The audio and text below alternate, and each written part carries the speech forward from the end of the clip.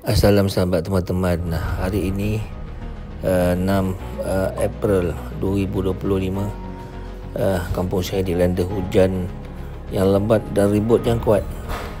Ketika itu saya sedang berakhir raya di rumah adik-beradik. Tiba-tiba dapat panggilan telefon daripada jiran mengatakan rumah saya atapnya telah terkopak disebabkan ribut dan hujan yang tadi. Dan saya pun bergegas balik untuk membaiki kerosakan. Dan ini adalah berita daripada TikTok mengatakan kampung saya telah dilanda hujan dan ribut yang kuat tadi.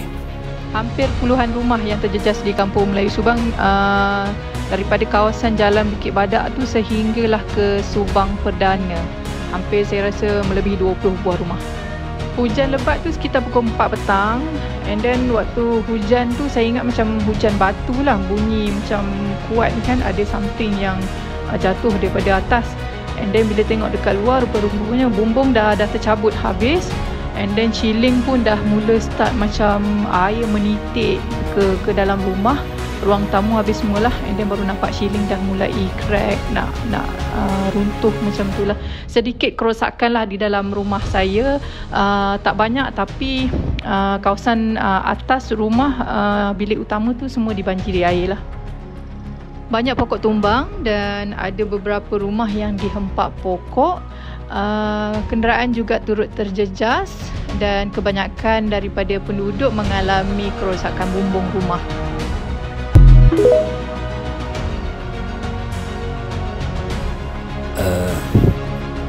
Teman-teman, sahabat-sahabat, saya masih menunggu lagi Pak Masdi balik daripada kerja tukang, dan untuk bantuan dia lah, sebab saya tak boleh buat kerja seorang diri, sebab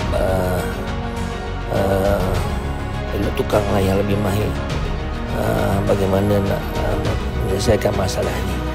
Dan saya fikir perlu diketuk semula ataupun dibuka skrunya, dan kita akan luruskan balik atap-atap yang bengkok tadi.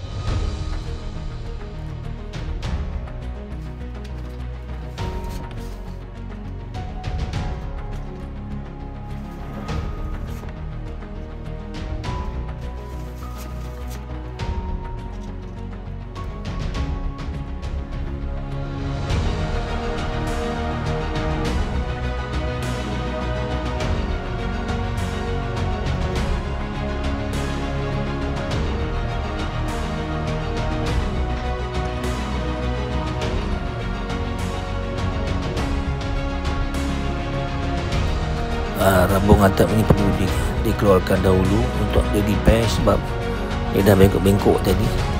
Jadi boleh dia repair sebenarnya, tak perlu ganti baru. Diketuk semula yang bengkok-bengkok tu, nanti kita akan pasangkan balik, insyaAllah.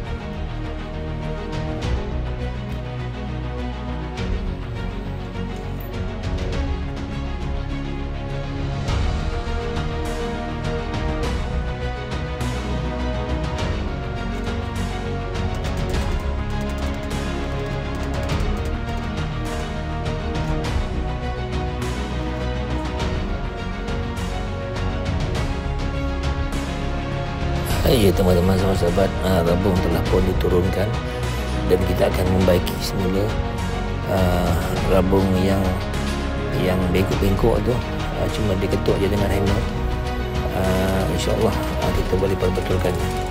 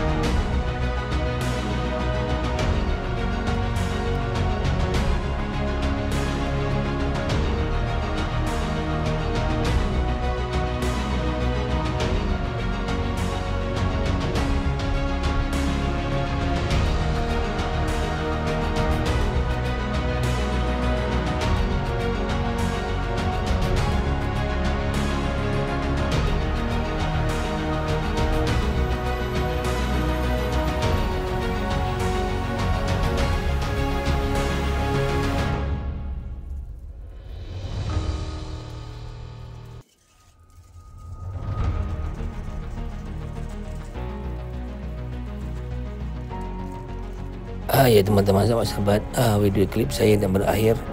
Siapa dah tonton atau lihat, mohon like, subscribe dan share to everybody.